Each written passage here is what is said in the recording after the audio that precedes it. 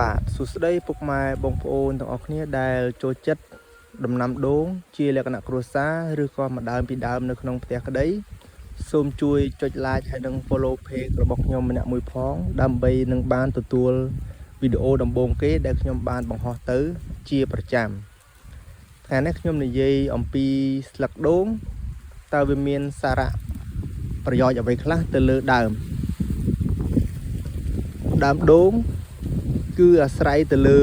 ប្រព័ន្ធឫសហើយនិងស្លឹកដូងគឺវាអាចជួយសម្រួលឫសឲ្យបានល្អហើយនឹងដើមរបស់វាគឺអាស្រ័យទៅលើស្លឹកដូងហ្នឹងវាចាប់នៅពន្លឺថ្ងៃបានល្អប្រព័ន្ធឫសគឺវាសម្រាប់បឺតពីខាងក្រោមដើម្បីទៅឲ្យស្លឹកដូងហ្នឹងមានកម្លាំងទៅស្រូបនឹងពន្លឺថ្ងៃអញ្ចឹងវាតាក់ទងអាស្រ័យទៅលើគ្នាដល់ពេលទឹកហ្នឹងគឺយើងត្រូវប្រើឲ្យបានជាប្រចាំតែកុំឲ្យដាច់ហើយក៏មិនបាច់ជាប្រចាំថ្ងៃពេកដែរបើបងប្អូនស្ទើរទឹកឬមួយក៏ខ្វះថវិកាឲ្យបានក្នុងមួយអាទិត្យម្ដងឬពីរដងតិចនឹងច្រើនតាមបងប្អូនកាក់ស្មានមើលថាទឹកប៉ុណ្ណេះវាអាចនឹងរស់ទឹកប៉ុណ្ណេះវាអាចនឹងសពល្អហ្នឹងយើងកាក់ស្មានមើលខ្លួនឯងស្លឹកដូងបើយើងថែបានល្អគឺដូងយើងនឹងធំបានលឿនវាឆាប់បានផលហើយវានឹងមើលទៅវាស្អាតបានល្អបងប្អូនថែស្លឹកដូងគឺទី1បងប្អូនមើលជាងគេគឺពីងពីងក្រហមមិនថាពីងពីងក្រហមឬចៃសទេអ្នកខ្លះហៅចៃសពីងពីងក្រហម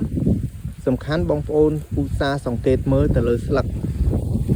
ទី2គឺបងប្អូនមើលទៅលើខ្ញុងនៅតាមមណ្ឌលអាខ្ញុងកប៉ែតក្បាលក្រហមហ្នឹងទី3សំខាន់ជាងគេគឺសត្វកញ្ចែហ្នឹងគឺស៊ីមកវាធ្វើឲ្យដូងយើងហ្នឹងខូចសវត្ថិភាពតែស្លឹកអត់ក្រហមទេតែវាមើលទៅដូងយើងវាអត់ងាយលូតលាស់បានល្អទេបើសត្វពីងពីងក្រហមវាស៊ីស្លឹកដូងរបស់យើងហ្នឹងវានឹងក្រហម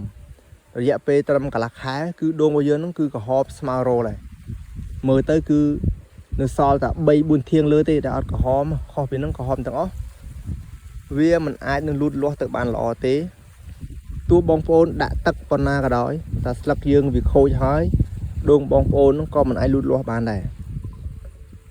បើសិនជាយើងខ្វះទឹកតែស្លឹករបស់យើងនឹងអត់មានជំងឺទេដូងបងប្អូន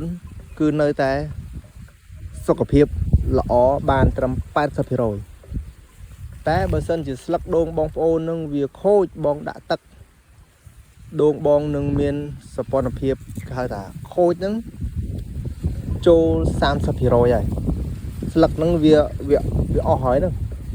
វាខូចស្លឹកអស់ហើយហ្នឹងនាំតែវាកែស្លឹកនឹងបានជាវិញគឺប្រើពេលវេលាយូរយ៉ាងទៀតក៏2ខែដែរបានវាមានស្លឹកមកយើងមើលថាស្លឹកនឹងវាជាពីជំងឺវិញអញ្ចឹងថ្ងៃនេះខ្ញុំនិយាយអំពីស្លឹកដូងបានតែប៉ុណ្ណេះទេបើបងប្អូនមានចម្ងល់អីអាច comment ពីដើមដូងខ្ញុំនឹងប្រាប់អ្វីដែលខ្ញុំនឹងដឹង